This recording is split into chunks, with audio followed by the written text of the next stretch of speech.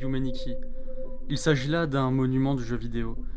Bien qu'assez méconnu du grand public, ce jeu a su influencer bon nombre de titres actuellement réputés. Que ce soit grâce à son ambiance, son histoire énigmatique, son esthétique, avec de grands espaces vides, ou à l'inverse remplis de choses étranges, apportant une sensation de malaise, voire de claustrophobie, ou bien encore ses musiques, de simples notes jouées en boucle, qui donnent une ambiance pesante, malsaine et même parfois relaxante. Yumeniki a marqué beaucoup de joueurs, et son héritage est encore visible aujourd'hui. Mais surtout, Yumeniki a créé tout un genre du jeu vidéo, les jeux d'horreur RPG Maker.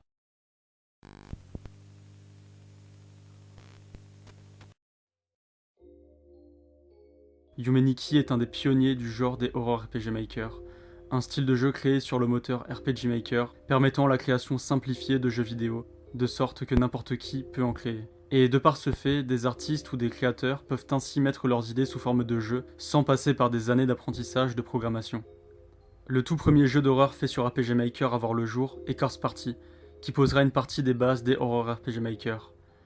Sorti en 1996 sur PC et développé par le japonais Makoto Kedouin, âgé de seulement 22 ans, sur le moteur RPG Tsukuru Dente 98, Corpse Party nous raconte l'histoire d'un groupe de jeunes lycéens piégés dans une dimension parallèle. Ils devront résoudre diverses énigmes afin de comprendre comment sortir de cet enfer, tout en évitant la mort. On ne va pas ici s'attarder sur l'histoire de Corpse Party, que je garde pour une future vidéo. Corpse Party n'a influencé que légèrement Yumeniki, c'est surtout au niveau de l'atmosphère, et plus particulièrement le sentiment d'être perdu dans un endroit inconnu, où le joueur est seul avec lui-même. Il est en tout cas assez certain que Kikiyama, le créateur de Yumeniki, a joué à Corpse Party, vu le phénomène qu'a été ce jeu à l'époque au Japon. Un autre jeu ayant influencé Yumeniki est la série des Mother, avec Mother 1 ou Earthbound Beginning et Earthbound. Ce jeu nous raconte les aventures d'enfants au pouvoir psychique devant protéger la Terre d'une invasion extraterrestre. Et c'est surtout Earthbound qui aura marqué les esprits avec son combat final contre Gygas, qui est très malsain et étrange. Une théorie avance d'ailleurs que les personnages combattent Gygas alors qu'il est à l'état de fœtus, étant trop puissant s'il est combattu dans le présent. Et cette théorie vient surtout du fait que l'arrière-plan semble représenter un fœtus. Mais cette théorie est a priori fausse, et la véritable explication vient du fait que Shigesato Itoi, le créateur de Earthbound, est accidentellement assisté alors qu'il était enfant à la diffusion du film d'horreur appelé The Military Policeman and the Dismembered Beauty, et plus particulièrement à une scène de meurtre qu'il avait interprétée comme celle d'un viol, ce qui l'a traumatisé. Tout comme Yumeniki, la série Mother a des moments étranges où les personnages semblent être dans un rêve, et quelques zones de Yumeniki sont directement inspirées de lieux de Mother Earthbound. C'est le cas des zones FC, FC pour Famicom, la console où Mother 1 est sortie, et où les graphismes font penser à cette console. Surtout la FC House qui ressemble beaucoup à la maison de Nintendo dans le premier Mother. Mais un des jeux qui ressemble le plus à Yumeniki et qui semble l'avoir le plus influencé est LSD Dream Emulator. Supervisé par l'artiste japonais Osume Sato et publié en octobre 98, LSD Dream Emulator est un jeu d'exploration de rêve où il n'y a aucun but autre que de marcher dans des lieux surréalistes et mystérieux. Le jeu est très étrange et souvent dérangeant. On a la sensation d'être observé, et l'aventure semble plus se dérouler dans des cauchemars que dans des rêves. On est ici perdu et seul. Un des aspects plutôt inquiétants du jeu est celui de l'aléatoire, comme le changement de zone par exemple, où on a l'impression que le jeu est hanté, et que l'on ne contrôle rien. Il y a d'ailleurs cette créature étrange qui ressemble beaucoup à quelque chose. Avant de commencer à parler en profondeur de Yumeniki, je vous invite vivement à y jouer. Le jeu est gratuit sur Steam, et c'est vraiment un jeu excellent, et passionnant pour tout le mystère qui l'entoure, et l'ambiance si pesante. Il faut vraiment y jouer. Il est important de préciser qu'il n'y a pas que le jeu qui est mystérieux, mais aussi son créateur, Kikiyama, qui a publié le jeu puis a totalement disparu. Plusieurs théories disent qu'il est mort en 2007, année de la toute dernière mise à jour du jeu. Il n'existe qu'une seule FAQ de Kikiyama présente sur un site, où il explique d'ailleurs que Yumeniki n'est pas un jeu d'horreur, mais plutôt un jeu qu'il qualifie de chaleureux. Ce qui est assez vrai, c'est pas vraiment un jeu d'horreur, ce qui le rend effrayant, c'est son étrangeté, et le fait qu'il soit très difficile à comprendre. Même carrément impossible, étant donné que Kikiyama n'a donné aucune explication à son œuvre. Yumeniki, qui signifie journal de rêve, apparaît pour la première fois en juin 2004 sur le textboard 2Channel en tant que freeware, un logiciel gratuit donc, et est très vite apprécié pour son côté mystérieux et surréaliste. Il n'y a pas de combat, pas de texte, pas d'histoire. Dans Yumeniki, le seul but est d'explorer des rêves, des lieux étranges, mystérieux, quelquefois apaisants, mais très souvent malsains. On y contrôle Madutsuki, une jeune fille vivant seule dans un appartement. Bien qu'il n'y ait pas de but précis, on peut en trouver un, celui de collecter tous les effets. Il s'agit là d'objets donnant à Madutsuki divers attributs, Ça peut aller de la bicyclette, servant à se déplacer plus rapidement, à celui d'avoir les cheveux blonds, ou alors du couteau, servant à tuer les quelques personnages se trouvant dans le jeu. Un autre élément important de Yumeniki sont les events. Il s'agit là d'occurrences étranges qui arrivent selon un pourcentage de chance ou que l'on peut provoquer grâce à des actions. Un de ces events est d'ailleurs extrêmement connu, mais je pense que vous voyez de quoi je parle. Une fois toutes les zones explorées et tous les effets récupérés, Madotsuki peut les déposer sous forme d'œufs, permettant ainsi d'obtenir la fin du jeu, une fin extrêmement mystérieuse et qui encore aujourd'hui n'a pas d'explication officielle. Bien que le jeu ait presque 20 ans, des milliers de joueurs continuent d'arpenter les rêves de Madotsuki, en quête de réponses, d'explications, ou bien tout simplement pour profiter de l'ambiance du jeu.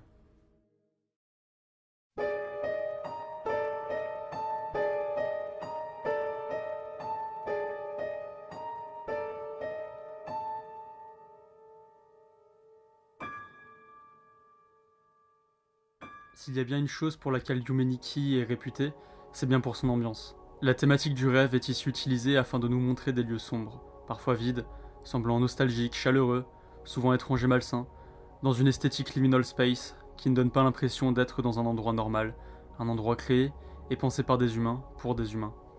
On se balade ici seul, avec le sentiment d'être un explorateur découvrant une nouvelle zone. La peur de l'inconnu se fait forte. Qui risque-t-on de rencontrer ? Qui ou plutôt quoi ? Et si on se perd à force de marcher dans ces endroits qui se ressemblent tous, où très peu de repères sont possibles ? Et quand ces zones ne sont pas vastes et vides, elles sont concentrées en objets, elles sont lumineuses au point d'être perturbantes, et nous donnent une sensation de malaise, de claustrophobie. À l'inverse du vide, ici, il y a tellement de marqueurs qu'il en devient difficile de se souvenir si l'on s'est déjà aventuré ici et là, et si on est justement passé à côté d'un effet nous permettant de progresser. Plus on s'aventure dans le jeu, dans les rêves de Madotsuki, plus ces derniers sont concentrés et variés, passant de zones assez vides et sombres à des lieux incompréhensibles, avec des aspects parfois photoréalistiques. Ces mondes peuvent même complètement changer les graphismes du jeu, comme le FC World, où même le menu est différent, tout comme les effets qui ont leur propre sprite, se fondant dans l'univers esthétique de cette zone onirique. Les PNJ ont eux aussi leur propre design dans différents styles. Certains semblent dans le même style graphique, et pourraient être du même endroit, issus du même rêve, comme Taco Fusen et Dave Spector, qui sont du White Desert, ou bien les Mosan Brothers, du Sky Garden, les Noperabu Witches de la Witches Island, et les Shitai-san, qui ont des sprites similaires. D'autres sont vraiment dérangeants, comme Face, QQ-kun, ou bien le fameux Uboa, qui semble inspiré de la créature visible sur la télévision dans LSD Dream Emulator. Et plus on progresse dans les rêves, découvrant de nouveaux lieux et personnages étranges et impressionnants, plus on se demande sur quoi on va tomber ensuite. Si on va faire face à des créatures petites, où Madotsuki sera plus imposante, ou à l'inverse, un monstre gigantesque, rendant notre personnage totalement ridicule face à l'abomination se dressant devant nous. Il y a une comparaison que j'aime beaucoup entre Yumeniki et le premier Silent Hill, celle de la vue, ou plutôt de ce qu'on ne voit pas. Dans Silent Hill 1, la vue est limitée par un brouillard qui est dû aux limitations techniques de la PS1, mais ce brouillard est devenu l'identité de Silent Hill. En effet, n'importe qui visualise une intense brume lorsque l'on parle de Silent Hill. Ça apporte une quantité de mystère et de peur, la peur de l'inconnu, de ne pas savoir ce qu'il y a derrière cette brume. Et dans Yumeniki, la même chose est présente avec les bordures de l'écran. Madotsuki se déplace sans cesse, sans savoir ce qu'il y a devant elle. Et là aussi, la peur de l'inconnu et la surprise de rencontrer quelque chose d'étrange rend angoissant l'exploration du jeu. Madotsuki n'a que peu de moyens de se défendre, et est vulnérable étant donné que les quelques ennemis qui sont agressifs avec elle se contenteront de la téléporter dans une zone où elle ne peut que se réveiller. C'est le cas des Torinengen lunatiques, identifiables à leurs yeux magenta. On peut tout de même se défendre avec le couteau, qui est l'un des seuls éléments RPG de Yumeniki, car rappelons que le jeu est développé sur RPG Maker, mais qu'il n'y a que très peu de caractéristiques de ce style. Pas de combat au tour par tour, pas d'XP, pas de stats, pas de quêtes et même pas de dialogue. Et c'est une des caractéristiques des Horror RPG Maker, des jeux développés sur un moteur pour les RPG, mais où une grosse partie de ce qui fait un RPG ne sera pas utilisée. L'exploration de lieux inconnus et étranges est ici un des rares éléments RPG utilisés. Les rêves de Yumeniki nous montrent une grande variété de design, de styles, allant de zones très colorées à des lieux monochromes, des lieux semblant chauds, et d'autres où un froid glacial y règne. Des rêves où même les créatures et les peuplants sont variés. Mais malgré tout ça, il n'y a que Madotsuki qui ne semble pas être à sa place. Dans tous les lieux visités, il n'y en a que très peu où Madotsuki ne se démarque pas de l'esthétique. Comme si elle n'avait pas sa place, même dans ses propres rêves. Madotsuki semble seule, que ce soit dans ses rêves ou même dans le monde réel. Elle est discrète et ne parle pas. Son seul échappatoire est de dormir, de rêver, rêver qu'elle visite d'autres mondes, lui apportant une forme de liberté. Yumeniki s'inspire beaucoup de la culture hikikomori, des personnes vivant enfermées dans leur chambre et évitant toute relation sociale. Ça se ressent aussi dans l'interaction qu'a Madotsuki avec l'univers et les personnages, comme le fait de ne parler à aucun d'entre eux, mais aussi avec l'idée d'évasion et de liberté par le rêve. Par exemple, elle refuse de sortir lorsque l'on interagit avec la porte d'entrée dans le monde réel. L'univers graphique est donc inspiré par la culture japonaise, ou du moins des éléments culturels issus du Japon, ce qui est logique étant donné que son créateur Kikiyama est japonais, mais d'autres cultures ont inspiré Yume Nikki. C'est le cas de la culture amérindienne, en particulier celle des Aztèques et des Nazca, et de l'imagerie indigène, ce qui est assez étrange les premières fois qu'on lance le jeu, et que l'on tombe sur ces créatures. Malgré tout, la présence de ces cultures a une signification dans le jeu. Par exemple, le tapis présent dans la chambre de Madotsuki a un design assez amérindien. On peut imaginer qu'il a pu influencer ses rêves. Le motif ressemble d'ailleurs à l'Aztec Rave Monkey, un personnage apparaissant dans plusieurs mondes. Même le design de Madotsuki semble venir de la culture amérindienne, plus particulièrement d'un poncho paracas, dont un des motifs représente un personnage ressemblant étrangement à Madotsuki. Une théorie avance même que Madotsuki serait japono-péruvienne, expliquant le mélange de ces cultures dans ses rêves. Mais en plus des graphismes et de leur ambiance, aussi vides et sombres sont-ils, ils n'auraient pas cette aura si surréaliste sans l'ambiance sonore qui les accompagne. Les musiques de Yume Nikki sont simples, des notes formant une mélodie qui est ensuite jouée en boucle, donnant vraiment un effet hypnotique, voire envoûtant. Elles contribuent énormément aux rêves que l'on explore, apportant diverses émotions. Certaines musiques sont étranges au point d'être jouées au ralenti, mais elles ne sont pas toutes creepy ou effrayantes, certaines sont chaleureuses et apportent au monde une douce ambiance relaxante, parfois nostalgique aussi. Mais il suffit d'une action pour totalement briser ce calme et le transformer en véritable cauchemar. Ainsi, Yume Nikki est réputé pour son ambiance, grâce à ses visuels, ses musiques, mais aussi ses rêves étranges.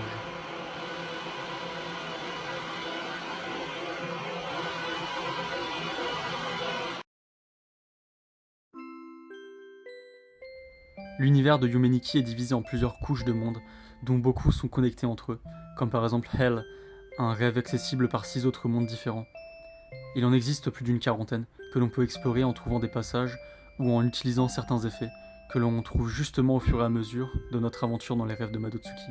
Tout commence par le monde réel, qui représente la chambre de Madotsuki, qui peut être considérée comme la première couche de monde. On y trouve un bureau, permettant de sauvegarder notre progression, et de faire des choses bien pratiques, dont on reparlera. Il y a aussi une télé, et en interagissant avec, il est possible de jouer au jeu Nasu, un genre de jeu dans le style de la NES, où il faut récupérer des fruits tombant du ciel. Il n'est par contre pas possible de sortir de cette chambre, car Madotsuki refuse systématiquement de l'ouvrir. Il ne nous reste donc plus qu'à utiliser le lit afin de dormir, et de commencer notre aventure dans les rêves. Le rêve de Madotsuki correspond à la deuxième couche de monde. On apparaît alors sur le balcon de Madotsuki, et de retour dans sa chambre, il est cette fois-ci possible d'utiliser la porte, nous menant au Nexus, un hub composé de 12 autres portes, chacune étant un des premiers rêves visitables. Ces 12 portes mènent à 12 différents Original Locations, correspondant à la troisième couche de rêve.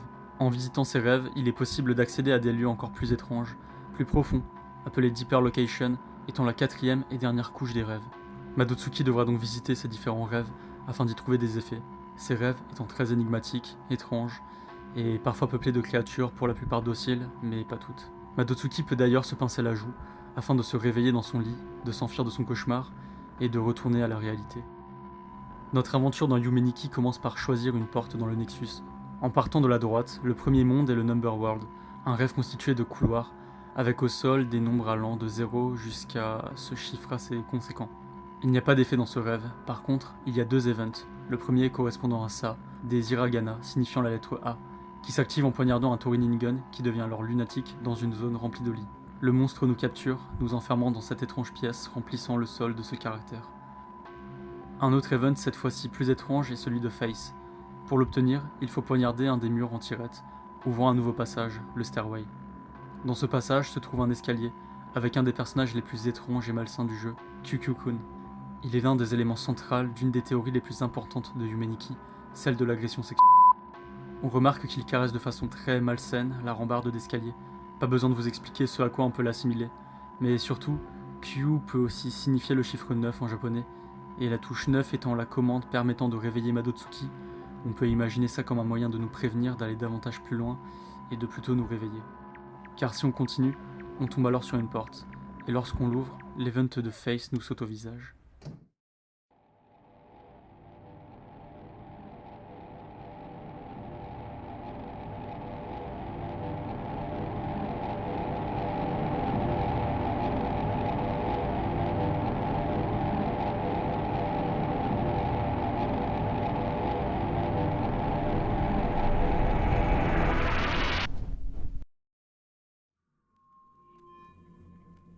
Cette chose bizarre apparaît alors. On ne peut rien faire, et Madotsuki se réveille d'elle-même, comme si elle avait assisté à un cauchemar. Le deuxième rêve est le Neon World, une vaste zone habitée par plusieurs créatures très colorées. L'effet néon y est obtenable. En explorant ce rêve, une pyramide peut y être trouvée, menant à la Deeper Location Neon Tile Path, un monde menant au fameux Hell, un labyrinthe extrêmement vaste qui connecte plusieurs mondes entre eux. C'est une zone qui met très mal à l'aise de par son ambiguïté, il y a peu de repères, et le peu de PNJ présents sont assez dérangeants. Les murs de Hell pourraient être aussi des intestins, ce qui pourrait être une référence à une zone étant aussi un labyrinthe, présente dans LSD Dream Emulator, faisant une autre référence à ce jeu. Le troisième monde du Nexus est le Chilled Folk World, le monde abritant les Chilled Folks, des créatures dans un style tribal, portant des boucliers. L'effet Cat y est trouvable. Une autre deeper location de ce monde est le Static Maze, un labyrinthe rempli de statique qui mène au fameux FC World, un rêve dans un style Famicom, qui est donc une autre référence à la saga Mother. On peut y trouver l'effet Oni. Ce monde FC fait plusieurs références à Mother Earthbound, autres que par les graphismes. Par exemple, dans le FC Temple, en interagissant plusieurs fois avec ce mur spécifiquement, la zone commence à glitcher, jusqu'à planter, ce qui réveille Madotsuki. Il s'agit là sans doute d'une référence à un bug d'Earthbound, provoquant différents glitches textuels en essayant de parler dans ce coin-là. La musique du temple rappelle aussi une des OST de Earthbound. Et puis il y a les murs qui font un petit peu penser à la forme finale de Gygas. Le quatrième monde est le Candle World, un rêve rempli de bougies, dont certaines se déplacent toutes seules. L'effet Midget peut être obtenu en poursuivant un genre de gnome. Chose intéressante, dans ce monde se trouve un lit. Il en existe 5 au total dans les rêves de Madotsuki, incluant celui présent dans sa chambre. Et ces lits permettent d'accéder au Staircase of Hand, un grand escalier avec des mains venant de tout en bas. Personnellement, je pense que cette zone a pas mal inspiré les scènes de l'escalier présentes dans Omori, avec les mêmes zones obscures, avec une ambiance pesante aussi, et pareil avec beaucoup de mains attachées à de très longs bras fins. Au bout se trouve une zone avec un incendie bloquant la suite du passage. Il faut utiliser l'effet Umbrella ou l'effet Yoki-Onna afin de l'éteindre, ce qui nous permet d'atteindre une zone très intéressante qui est le Spaceship. Cette zone est un des endroits les plus étranges du jeu, car il s'agit d'un vaisseau spatial piloté par un des personnages les plus connus de Yume Nikki, appelé par la communauté Secom Masada Sensei. D'ailleurs, son nom complet est Sentimental Komuro Michael Sakamoto Dada Sensei, chaque mot étant une référence. Par exemple, Michael vient de Michael Jackson, car quand on s'approche avec le couteau équipé, le personnage reculera. Les joueurs ont vu ça comme du moonwalk et ont donc rajouté le katakana de Michael en référence à Michael Jackson. Masada est d'apparence humanoïde, habillé d'une genre de combinaison noire, avec un visage pâle et des yeux regardant dans des directions opposées. Chose intéressante, dans un des sondages de la communauté sur les personnages favoris de Yume Nikki, Masada est arrivé second, avec évidemment Madotsuki en tête. Il est possible de provoquer un event en dormant dans le lit de Space Shift, ce qui fera crasher le vaisseau sur Mars, une zone simple dont on ne peut sortir qu'en se réveillant. Si le joueur a l'effet 4, il peut faire venir des ovnis dans le ciel en miaulant. En continuant à gauche et en utilisant l'effet midget pour rentrer dans un petit trou, on arrive dans un genre de souterrain, comme une salle des machines, ce qui est assez étrange dans un lieu appelé Mars. Et au bout se trouve un PNJ appelé Mars-san, une créature en forme de jambe, avec un seul pied et un seul œil, qui pleure. En le poignardant, on peut changer la couleur de son œil. Aucun chemin ne permet de sortir de Mars, il faut donc se réveiller.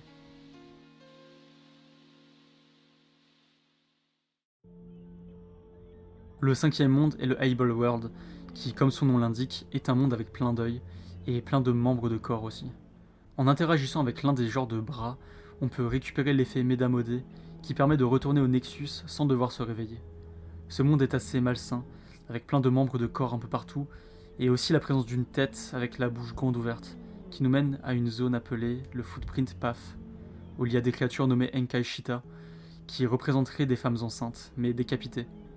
Ces choses pourraient être aussi vues comme étant en surpoids, et en connectant ça avec l'effet FAT qui est trouvable dans le jeu, ça pourrait suivre le thème de la dysphorie du corps, qui est une des théories de Yume Nikki. Le Graffiti World est le sixième, mais sans doute le premier monde à explorer, car il nous permet de récupérer l'effet bicyclette, indispensable pour se déplacer plus rapidement dans le jeu. Car justement, Yume Nikki est souvent critiqué pour sa lenteur, pouvant rendre le jeu ennuyant, voire lassant. Pour remédier à ce problème, il y a donc la bicyclette, mais aussi 2 glitches faisables dans la chambre du rêve de Madotsuki. Pour ça, il faut s'asseoir sur la chaise du bureau, se retourner, ouvrir l'inventaire pour sélectionner un effet, n'importe lequel, et une fois utilisé, il faut simplement sortir, ce qui booste la vitesse de Madotsuki x2. Mais si à la place du couteau on utilise le vélo, alors cette fois-ci, elle ira encore plus vite. C'est assez pratique pour rejoindre une zone précise, mais je trouve que ça gâche un petit peu l'expérience de jeu. Sa lenteur fait aussi partie de son ambiance globale, un peu comme si Madotsuki était endormie aussi dans son rêve, et qu'elle était donc un petit peu engourdie ou somnambule. Il est tout de même possible d'annuler ces glitches en utilisant un effet quelconque. Il existe encore un autre glitch, celui du no-clip. Pour ça, il faut faire pareil en s'asseyant sur la chaise du bureau et utiliser l'effet couteau. En appuyant sur X pour sortir, il faut appuyer immédiatement sur 1 pour faire la seconde action de l'objet, qui aura pour effet d'enlever toutes les collisions du jeu. Mais il est tout de même possible d'ouvrir les portes et d'interagir avec l'environnement. Revenons maintenant sur le Graffiti World. Dans cette zone, il y a un genre d'ascenseur amenant à un centre commercial plongé dans l'obscurité. Différentes pièces s'y trouvent, une permettant par exemple de changer le style de la fenêtre du menu et de trouver l'effet flûte juste à côté. Une autre pièce est celle de Tokutokun, un PNJ qui semble avoir du sang coulant de sa tête. Il se trouve d'ailleurs juste à côté d'un bassin rempli d'un liquide rouge très étrange. En interagissant avec, il se penchera sur le côté, laissant couler le liquide de son crâne sur le sol. Un autre passage possible est le toit. Il y a une chance sur 4 que le plot bloquant l'accès d'un des élévateurs ne soit pas présent, ce qui nous permet d'y accéder. On y trouve un chat noir, et en utilisant l'effet Witch et en volant en appuyant sur la touche 1, on peut obtenir une scène où Madotsuki vole dans une zone semblant être une photo d'un village japonais, avec quelques montagnes en fond. Le 7e monde est le Mural World, un rêve composé d'étranges créatures dans un style amérindien. La musique de ce monde est assez envoûtante, et apporte au rêve un sentiment de solitude assez profond. On trouve dans ce monde 2 effets, l'effet long hair et l'effet blonde hair, qui nous font changer l'apparence des cheveux de Madotsuki. Ce qui nous intéresse plus particulièrement est un accès à une deeper location unique, les égouts. Comme son nom l'indique, le monde des sewers est un monde dans un égout, avec plein de tunnels sombres et sales, et une variété intéressante de personnages. On y trouve entre autres l'effet Noperabu ou Faceless Ghost, qui retire le visage de Madotsuki et qui n'a pas vraiment d'utilité. Mais on y trouve surtout d'étranges dessins en interagissant avec diverses fenêtres noires que l'on trouve tout au long du niveau. Ces dessins sont les Sewer Drawings, il en existe 9 différents et sont considérés comme dessinés par Madotsuki elle-même, indiquant son état d'esprit relativement instable. Le prochain monde est un des mondes les plus intéressants selon moi, c'est le Snow World. Il consiste en une grande plaine enneigée, composée de quelques arbres et igloos. La musique est ici plutôt relaxante, et ça fait de ce monde un des rêves les plus calmes. Ici, on n'est pas perdu dans un genre de vide, mais on est simplement dans une forêt hivernale. Il n'y a que 2 différents types de PNJ, les Toriningen et la Yukiona. En interagissant avec cette dernière, on peut récupérer l'effet du même nom, qui nous permet entre autres d'éteindre le feu, bloquant l'accès au spaceship. J'ai parlé des igloos présents, et ces derniers nous intéressent, car l'un d'entre eux permet d'accéder à un monde en particulier. Il en existe 7 séparés en 2, un groupe de 5 et un groupe de 2. Si on entre dans un des igloos près du Toriningen, en ressortant, ce dernier sera directement à l'entrée, ce qui nous surprend et agit comme un mini jumpscare. Mais l'igloo qui nous intéresse le plus est celui où se trouve le portail menant à la Pink Sea. Comme son nom l'indique, il s'agit d'un monde d'eau étant rose. On se déplace au moyen de différents ballons, jusqu'à atteindre une île abritant une maison, la fameuse maison de Poniko. Dedans se trouve le personnage de Poniko, une jeune fille blonde, et il n'est possible d'interagir qu'avec l'interrupteur de la lumière. En le faisant plusieurs fois, il est possible de tomber sur cet event. La musique se change en un long cri, la chambre devient sombre, tous les meubles ont un visage malsain, et cette créature aussi perturbante qu'effrayante se trouve à la place de Poniko. Il s'agit là du fameux Uboa, le PNJ le plus important après Madotsuki. Il est désormais impossible de s'enfuir, ni même d'éteindre la lumière pour espérer faire retrouver à Poniko son apparence normale. La seule chose avec laquelle il est possible d'interagir, c'est ce monstre, qui nous emmène dans son piège. La musique est calme, mais stressante, avec pour seul autre son, le bruit des pas de Madotsuki marchant dans un liquide dont on ne veut même pas savoir ce que c'est. On est entouré de 2 monstres, Uboa est en bas, avec un visage complètement distordu, et au fond se trouve le Bloody Touching Monster, qui avec ses 5 bras, maintient des genres de montagne en arborant un sourire des plus malsains. Le seul moyen de sortir d'ici est de se réveiller, comme si Madotsuki était enfermé dans un cauchemar. Il existe plusieurs interprétations à cet event. Tout d'abord, il est convenu que Uboa est la vraie forme de Poniko. En tuant cette dernière avec le couteau, il n'est plus possible de provoquer l'event de Uboa. Une autre interprétation est celle de la vengeance. Poniko, si ennuyé par Madotsuki qui allume et éteint la lumière sans arrêt, décide alors d'effrayer la jeune fille en se transformant en une créature abjecte. Comme je l'ai dit précédemment, Uboa a eu un impact énorme dans l'univers des Horror RPG Maker. Beaucoup de jeux en ont fait une référence, avec entre autres Omori et Something, Undertale avec Gester, I'm Scared et son Whiteface, et Lisa et Mr. Beautiful, et Uboa apparaît même dans le chapitre 3 de Faith, avec un graffiti où se trouvent justement d'autres monstres comme Whiteface ou Geister. Et je ne parle que de quelques jeux là, sans même compter les fangames où Uboa est évidemment présent sous différentes formes. On va maintenant pouvoir passer au 8e monde, le Dark World. Ce rêve est très sombre et quasiment impraticable sans l'effet lampe. C'est ici que l'on trouve le fameux couteau. Il y a dans ce monde 3 PNJ, des fantômes appelés Pissipini, qui sont cachés dans l'obscurité et ne réagissent pas aux joueurs, sauf un seul, appelé Foloni, qui suivra Madotsuki s'il la voit, mais ne lui fera aucun mal. Le 10e rêve est le Puddle World, un monde composé de flaques et de quelques lampadaires. On y trouve l'effet Umbrella, permettant donc d'éteindre un incendie, nous menant au spaceship, ainsi qu'un accès au monde du Dense Woods. Ce rêve-là est relativement grand et est divisé en plusieurs zones, la Dense Woods A et B, tous deux étant connectés par la Infinite Road. On y trouve l'effet Frog, transformant Madotsuki en grenouille, et en continuant sur la route de la Dense Wood Bay, on tombe très vite sur plusieurs plots de signalisation entourant un cadavre. Ce corps est appelé Shitai-san, littéralement Monsieur Cadavre, et en lui parlant, on obtient l'effet Spotlight, ce qui symboliserait un accident de la route, qui est un thème assez récurrent dans Yume-Nikki. Une théorie avance que Madotsuki aurait eu un accident de voiture, symbolisé dans ses rêves par Shitai-san, ou que ce dernier serait l'un de ses proches décédés d'un accident. L'event du crash du spaceship apporte à cette théorie, mais aussi plusieurs PNJ réagissent lorsque l'on utilise l'effet Spotlight, par exemple en s'arrêtant. En l'utilisant sur le personnage de Monoko, présente dans le White Desert, un event sera provoqué, changeant son apparence comme si son corps se mutilait en se distordant, ce qui symboliserait, vous l'aurez compris, un accident de voiture. Il est même possible que Monoko soit basé sur la Madotsuki du monde réel, une Madotsuki ayant subi un accident qui en a souffert terriblement.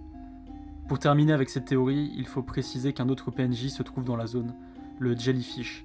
Selon les fans de Yume-Nikki, les Jellyfish sont considérés comme des créatures capables de sentir la mort, ou quand justement cette dernière va se produire, et peuvent donc localiser cette source afin de s'y rendre et d'y assister. Mais on reparlera plus tard de ces Jellyfish. On passe donc à l'avant-dernier rêve des Original Location, le Block World. Ce monde est rempli de blocs de différentes formes et tailles, éparpillés n'importe comment, faisant de ce monde un genre de labyrinthe. L'effet Hat and Scarf est récupérable, on y trouve aussi un lit pouvant nous mener au Staircase of Hands, et dans cette zone se trouve le PNJ Mafuraku, nous menant au White Desert, la zone où se trouve justement Monoko. Ce rêve est l'un des plus grands du jeu, et est ainsi divisé en 3 parties, le White Desert A et B, et le Uboa Strap. En effet, la zone où Uboa nous emmène fait partie du White Desert.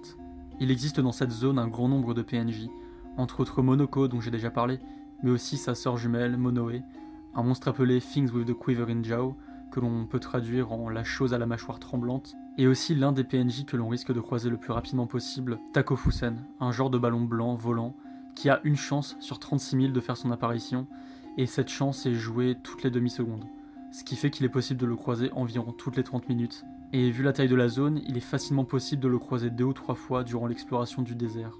Cette chose est l'une des créatures les plus étranges du jeu, et les fans ont beaucoup de mal à interpréter ce qu'il représente.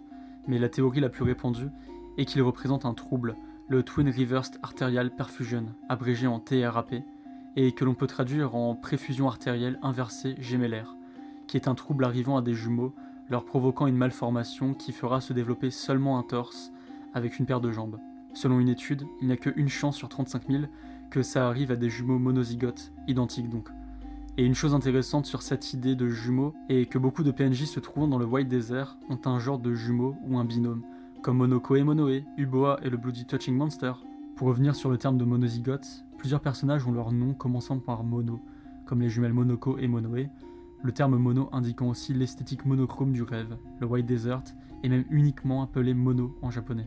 Et pour revenir rapidement sur Takofusen, on peut l'interpréter comme étant le jumeau de Madotsuki décédé avant sa naissance, étant donné que le trouble TRAP n'arrive que lorsqu'il y a des jumeaux et ne touchant a priori que l'un d'entre eux. Il est aussi ajouté à cette théorie du jumeau décédé les têtes décapitées présentes dans le rêve qui sont souvent désignées comme étant les parents de Madotsuki, ce qui est très étrange. Monoko et Monoe, quant à elles, pourraient symboliser ce à quoi Madotsuki et sa jumelle auraient pu ressembler et se comporter. Ajoutez à cela que les sprites ressemblent plutôt à Madotsuki. Avec le thème de l'accident de la route dont on avait parlé avant, on peut aussi imaginer que Madotsuki a perdu son ou sa jumelle dans un accident et qu'elle y repense constamment et en souffre toujours. Tout près de l'entrée du White Desert A se trouve un genre de cube appelé A-Box qui, lorsqu'on le poignarde, a une chance sur 30 de nous envoyer dans un lieu totalement noir, rempli de PNJ appelés les Hey People. Il est possible de retourner au désert en poignardant à nouveau la boîte. En continuant dans la zone, on peut tomber sur un tunnel où se trouve justement Monoko ainsi que son event dont on a parlé avant. Il ne nous reste donc plus qu'à trouver sa sœur, Monoe. Pour ça, il faut d'abord trouver un autre PNJ appelé Dave Spector et le tuer afin de libérer un accès dans ce tunnel. En y entrant par l'ouest, on arrive dans une zone totalement sombre où se trouve Monoe ainsi que son event, qui n'est rien de plus que son visage en gros plan sur l'écran. Monoe représenterait Madotsuki heureuse, ou comment elle souhaiterait être heureuse, étant donné que c'est l'un des seuls personnages qui sourit, les autres étant Uboa et les Torinigan lunatiques. En plus de ça, quand Madotsuki utilise l'effet long hair, les deux personnages se ressemblent plutôt. Pour finir, quand on interagit avec elle, elle disparaît rapidement, comme pour représenter comment la joie de Madotsuki semble avoir disparu, la laissant seule dans un univers sombre, dans une solitude profonde.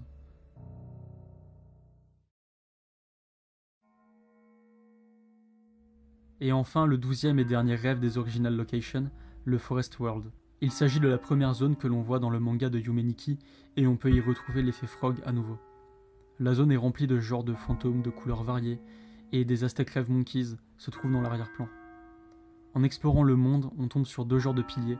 En passant entre eux, on arrive dans le Face Carpet Plaza, une zone entourée de genres de pics, avec en son sein un Torinigan lunatique qui nous pourchassera. On peut à nouveau accéder au rêve Hell en interagissant avec le genre de cube rouge. Explorer tous ces mondes nous permet de trouver les différents effets du jeu. Il en existe 24 au total, qui nous permettent de débloquer la fin de Yume Nikki. Une fois qu'on les a tous en notre possession, il faut se rendre au Nexus et les utiliser.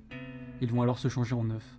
A partir de là, on peut réveiller Madotsuki, la faisant revenir dans le monde normal, se rendre au balcon et voir qu'un objet s'y trouve maintenant, un escalier.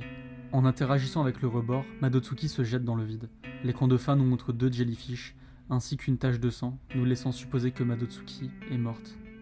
La fin de Yume Nikki est vraiment mystérieuse, et on ne comprend pas si elle est morte, bien que la tache de sang et les jellyfish, qui, je le rappelle, sont attirés par la mort, semblent nous indiquer qu'elle ait volontairement mis fin à ses jours. Mais est-ce que c'est vraiment le cas? Et si oui, pourquoi? Pourquoi aurait-elle fait ça?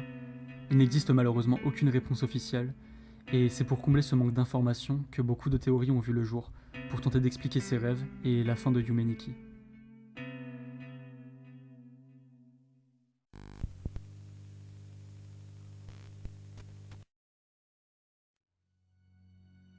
On a déjà parlé des théories du jumeau décédé, de l'accident de voiture, de la dysphorie du corps, mais il en existe bien d'autres. Je vais maintenant parler de choses assez malsaines et qui peuvent éventuellement choquer certaines personnes, donc je vous préviens qu'on va parler de ces thèmes-là à partir de maintenant.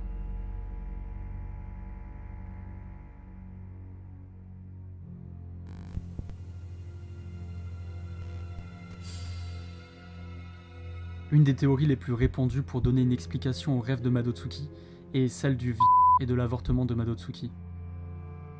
J'en ai déjà parlé dans ma toute première vidéo sur Yume Nikki il y a quelques années, mais il faut se rendre compte que dans ce jeu, il y a beaucoup de représentations de parties génitales ou de mains tout au long de l'exploration des différents mondes. Bloody Touching Monster semble tripoter des montagnes qui peuvent être vues comme des seins, ou alors le Staircase of Hands qui est rempli de mains malsaines. Ces mains symboliseraient le toucher et donc une certaine forme d'agression sexuelle. On peut facilement tomber sur des formes de sexe masculin ou féminin, souvent ce sont des PNJ qui peuvent y ressembler, comme par exemple les Floyag qui sont aussi appelés les Uterus Monsters, ou le PNJ Kyukyu-kun qui est parfois interprété comme un agresseur sexuel. Pour justement accéder à ce PNJ, il faut ouvrir une tirette, comme celle d'un pantalon, et on se retrouve devant ce personnage qui arbore un sourire pervers, et qui surtout caresse la rambarde d'escalier de façon assez sexuelle. En tentant de le poignarder, il s'agitera beaucoup plus vite, comme si le fait de voir sa victime essayer de se défendre lui procure davantage de plaisir ou le pousse à devenir plus violent en accélérant ses mouvements. Ranger le couteau le fera ralentir, comme si sa victime avait abandonné tout espoir face à lui. Au bout de cet escalier se trouve l'Event Face, qui est souvent interprété comme étant un pénis, ce qui donne à toute cette zone une atmosphère vraiment malsaine. La porte de Face est d'ailleurs la même que la porte de la chambre de Madotsuki, la même qu'elle refuse justement d'ouvrir dans le monde réel, comme si elle était traumatisée du monde extérieur, et avec cette théorie, on peut imaginer qu'elle refuse de sortir par traumatisme de son agression, qui aurait pu se passer dans la rue. Ainsi, elle ne se sentirait en sécurité que chez elle. La zone de Mars avec les personnages de Masada et de Mars-san peuvent aussi avoir une certaine importance dans cette théorie. En effet, Mars-san qui se trouve dans la chaufferie semble avoir une forme assez phallique. Sa présence dans cet endroit pourrait supposer que Madotsuki se soit fait agresser dans une chaufferie, plus particulièrement la chaufferie de son école. On peut supposer que Masada Sensei a un lien avec cette histoire. Tout d'abord, son nom Sensei peut laisser penser qu'il est enseignant, plus particulièrement de musique, étant donné qu'on le voit utiliser un genre d'orgue dans son vaisseau. Mais on ne le voit justement pas dans cette chaufferie, ce qui peut vouloir dire qu'il n'est pas l'agresseur, mais qu'il était peut-être au courant de ce qui est arrivé à Madotsuki, étant donné que c'est en quelque sorte grâce à lui que l'on peut accéder à cet endroit. On peut d'ailleurs poignarder Masada, ce qui changera ses yeux en rouge avant de passer à un bleu clair, symbolisant peut-être qu'il a ouvert les yeux, que le fait que Madotsuki s'en prenne à lui qui n'a rien fait pour l'aider, alors qu'il était au courant, voire complice, lui a fait comprendre à quel point il a pu blesser la jeune fille. Ses pleurs constants peuvent suggérer qu'il regrette ce qu'il a fait. Dans une zone appelée Tokuto's Room, contenant le personnage du même nom, se trouve un poster, qui semble représenter des spermatozoïdes entourant un ovule. Tokuko a d'ailleurs un liquide rouge semblable à du sang sortant de sa tête, et il y a aussi une piscine remplie du même liquide, et certains assimilent ça au cycle menstruel féminin, qui peut avoir un certain lien quant à une grossesse. Un autre PNJ appelé Rory Straw possède des tentacules que l'on peut voir comme étant des cordons ombilicales. Pour accéder à la fin du jeu, Madotsuki doit laisser les 24 effets sous forme d'œuf dans le Nexus, symbolisant alors un accouchement ou un avortement, tout comme Uboa est selon certains censé représenter un avortement, à cause de la sorte de liquide blanc se trouvant dans la zone où il nous emmène. Je vous laisse deviner ce que c'est censé être selon certains. Selon cette théorie toujours, Madotsuki serait donc tombée enceinte à cause de cette agression, et aurait décidé d'avorter, ne voulant pas garder un enfant issu de cette agression. Malheureusement, elle finira par regretter, et se serait sentie coupable, se voyant comme une meurtrière, ce qui lui provoque ces rêves si étranges, et la poussera même à se suicider.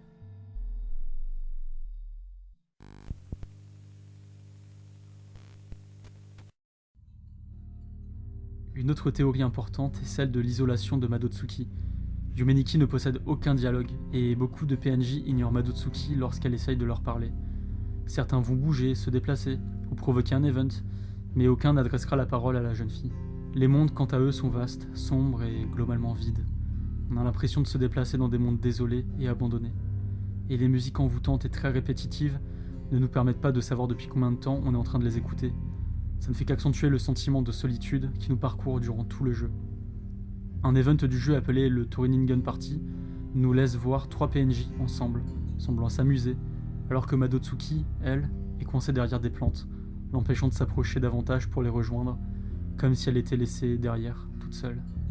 Dans le rêve du Checkered Tile Path se trouve un placard, où on peut y trouver une Madotsuki recroquevillée sur elle-même, ce qui représente sa solitude, elle qui est complètement seule, que ce soit dans ses rêves ou même dans le monde réel. La voir dans ce placard symboliserait aussi son désir de se cacher du monde. On peut aussi interpréter ça comme étant de la claustrophobie, qui pourrait être une des peurs de Madotsuki. Un autre symbolisme du placard serait que Madotsuki cache quelque chose qui lui serait arrivé.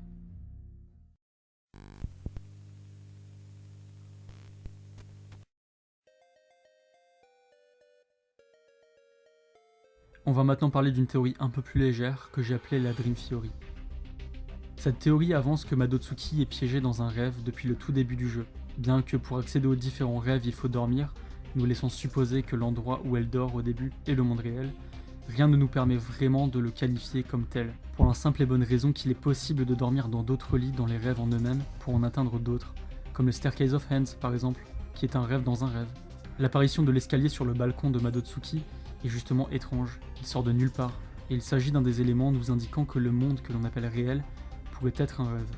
J'en ai pas beaucoup parlé dans cette vidéo, mais il existe un manga sur Yumeniki.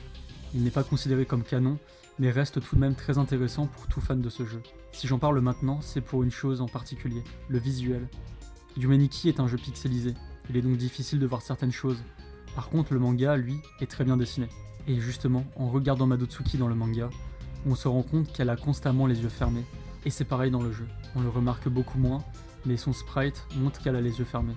Que ce soit dans les rêves ou dans le monde réel, qui du coup n'est plus si réel que ça. Madotsuki est donc constamment endormie. Pendant la scène finale, après que Madotsuki se soit jeté du toit, on peut voir apparaître une tache de sang, qui ressemble à une serrure tournée sur le côté, selon certains.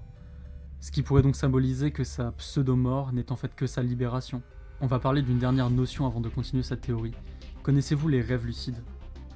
Il s'agit de rêves qu'il est possible de contrôler, c'est-à-dire que l'on est en quelque sorte conscient de rêver, d'être dans un rêve, et donc on est capable de faire tout ce que l'on veut. Le fait que Madotsuki soit capable de se réveiller volontairement voudrait dire qu'elle est consciente d'être dans un rêve, et donc qu'elle fait des rêves lucides, qu'elle a le contrôle de ses actions dans ses rêves, même si elle n'a pas le contrôle total sur son environnement.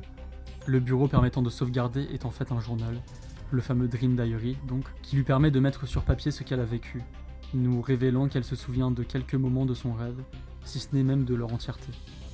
Madotsuki ferait donc des rêves lucides, étant consciente d'être dans un rêve car elle est capable de s'en réveiller. Alors peut-être que la fin du jeu, le fait qu'elle saute dans le vide, signifie qu'elle est totalement consciente de rêver. Certains events, appelés cauchemars, peuvent la réveiller. Ainsi, lorsqu'elle ressent de la peur ou qu'elle revit quelque chose qui l'a marqué, elle se réveille d'elle-même sans la volonté du joueur. Alors le fait de sauter dans le vide, de se suicider, pourrait être un moment suffisamment choquant et effrayant au point de la réveiller une bonne fois pour toutes, provoquant la fin du jeu, car elle n'est plus dans un rêve, elle est enfin réveillée. Voici donc une de mes hypothèses. Madotsuki est une fille capable de faire des rêves lucides. Elle se balade ainsi dans ses rêves et récupère les fragments de sa mémoire, des souvenirs associés à des traumatismes qui l'empêchent de progresser vers son rétablissement, en particulier psychologique. Après en avoir récupéré un total de 24, elle prend conscience d'être piégée dans un rêve, qu'elle ne se réveille jamais vraiment à cause de ses expériences l'ayant profondément marquée. Elle s'est elle-même enfermée dans ses rêves, et dans le but de se réveiller, elle décide d'affronter ses peurs et se jette dans le vide afin de se réveiller pour de vrai, de revenir dans la vraie vie. La tache de sang ne représenterait pas sa mort mais son réveil, sa renaissance, le sang étant à la fois associé à la mort mais aussi à la vie.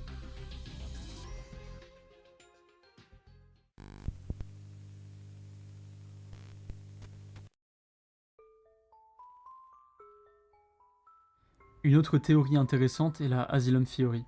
Cette théorie avance que Madotsuki est en fait une patiente d'un hôpital psychiatrique et que le jeu, ses rêves donc, ne sont purement et simplement que le fruit de ses hallucinations. On ajoute souvent à cette théorie d'autres personnages, en particulier les Toriningen et Uboa. Pour les premiers, les Toriningen ne seraient en fait que d'autres patients de l'hôpital, d'autres personnes psychologiquement atteintes, du fait que certains d'entre eux attaquent Madotsuki sans raison, simplement en la voyant, alors que d'autres sont plus calmes, dociles, et ne deviendront agressifs que lorsqu'on utilisera le couteau sur eux. Madotsuki les attaquant donc, en résultant une agressivité de leur part, une réponse au coup lancé par la jeune fille. Dans le cas de Uboa, on va d'abord parler de Poniko, la jeune fille présente avant la créature étrange. Elle serait alors une infirmière, une personne gentille, qui s'occupe bien de Madotsuki. La jeune fille se sent donc en sécurité lors de sa présence, symbolisée par la lumière, la musique calme et douce, les couleurs vives, le sentiment de chaleur se dégageant de la chambre, et aussi par la beauté de Poniko. Mais tout devient plus sombre quand le docteur fait son apparition soudaine dans la chambre pour faire passer des examens à Madotsuki. Le docteur est donc symbolisé ici par Uboa, qui apparaît de nulle part de façon imprévisible et qui rend la chambre totalement sombre et creepy. Pour l'examiner, le docteur doit toucher la jeune fille, ce qui lui fait évidemment peur et la fait se sentir prise au piège, tout comme lorsque l'on touche Uboa, qui nous transporte dans une zone dont on ne peut pas s'échapper. Le fait d'être touché rend Madotsuki très mal à l'aise. Elle voit cela comme une atteinte à sa personne et a le sentiment de se faire en quelque sorte agresser sexuellement, symbolisé alors par Bloody Touching Monster, qui semble tripoter des montagnes en forme de poitrine en arrière-plan, ainsi que par le genre de liquide blanc au premier plan, que l'on peut assimiler à de la semence. On peut imaginer que l'examen consiste en une prise de sang, et que Madotsuki a peur des aiguilles, ce qui est une peur très commune d'ailleurs, et elle voit en conséquence le docteur comme un bourreau, un monstre assoiffé de sang. On peut imaginer ça à cause du sang présent dans le Uboa Strap, ainsi que du nom de la créature en fond, Bloody Touching Monster. Les parties blanches autres que le genre de liquide, ainsi que la partie blanche du boa, représentent les murs de la chambre et la blouse blanche du docteur. On peut aussi imaginer que lorsque l'on touche Uboa et que son sprite change, cela représente Madotsuki qui frappe ou qui touche le docteur, ce qui le surprend alors. Le docteur est intéressé par Madotsuki, par sa mentalité. C'est un cas intéressant à étudier et il ne viendra vers elle afin de lui poser des questions que lorsqu'elle lui fera savoir. Tout comme Uboa ne s'approche seulement de la jeune fille que lorsqu'elle utilise l'effet chat, sinon il restera sur place sans rien faire. Pour finir avec cette théorie, on peut supposer que tout le jeu n'est en fait que des hallucinations de Madotsuki. Le fait de déposer les œufs à la fin symboliserait une tentative de se contrôler, de maîtriser sa santé mentale, dans le but de guérir et de pouvoir enfin sortir. La scène finale du saut dans le vide montre alors sa sortie de l'hôpital, pouvant être vue comme un saut, une épreuve surmontée vers son rétablissement. Mais le son à la fin indiquerait qu'elle n'est pas tout à fait saine d'esprit. Le jellyfish représenterait alors sa folie, toujours présente en elle. Il existe encore beaucoup de théories, mais je vous ai vraiment cité celles que je trouve les plus pertinentes. Yume Nikki est tellement vaste et aucune explication concrète n'existe, donc n'importe qui peut interpréter n'importe quoi comme il l'entend.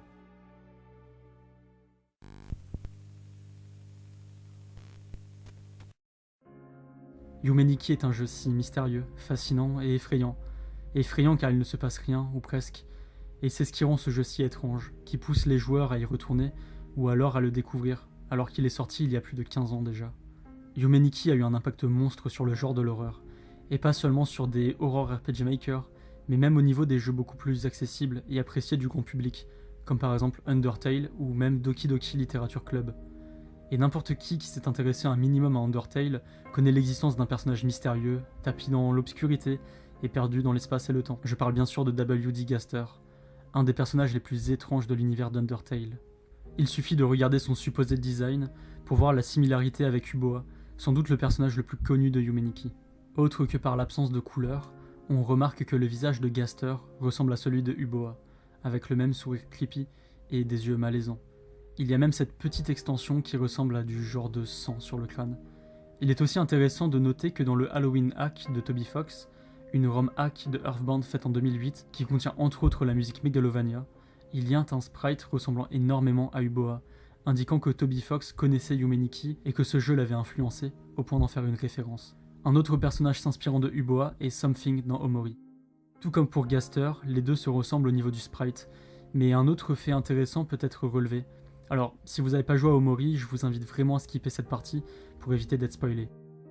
Un point commun entre Uboa et Something est la transformation. Ça paraît un peu vague, mais en gros, Uboa apparaît en appuyant sur l'interrupteur de la chambre de Poniko, et avec un peu de malchance, Poniko se transforme en Uboa. Et dans Omori, Something représente Mari, la sœur décédée de Sunny, et plus particulièrement son visage recouvert de ses cheveux lorsqu'elle est pendue. Poniko et Mari représentent chacune les créatures que sont Uboa et Something. Dans le cas de Doki Doki Literature Club, Don Salvato, le créateur du jeu, a cité Yumeniki comme une influence pour son ambiance qui l'a marqué. Je trouve aussi qu'on peut faire un parallèle intéressant entre Yumeniki et FNAF, dans la mesure où tous les deux ont été créés par une seule personne, qu'ils sont remplis de secrets étranges et que leur histoire est cachée. Dans le cas de FNAF, l'histoire est racontée surtout au travers des différents easter eggs, là où Yumeniki ne raconte pas d'histoire claire et il est seulement possible d'établir quelques théories avec les quelques éléments que l'on a. Et c'est d'ailleurs un des points majeurs de Yumeniki, c'est-à-dire toute la diversité de théories imaginées par les joueurs au fil des années. Plus d'une dizaine de théories tentent d'expliquer l'état mental de Madotsuki et essayent d'apporter une réponse à l'étrangeté de ce jeu. Et pour continuer la comparaison, FNAF a aussi énormément de théories, et c'est même en partie pour ça que ce jeu est connu.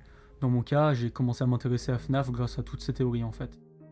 Yumeniki a influencé un grand nombre d'autres jeux, comme Dreaming Mary, One Shot, ou encore la série d'Elisa.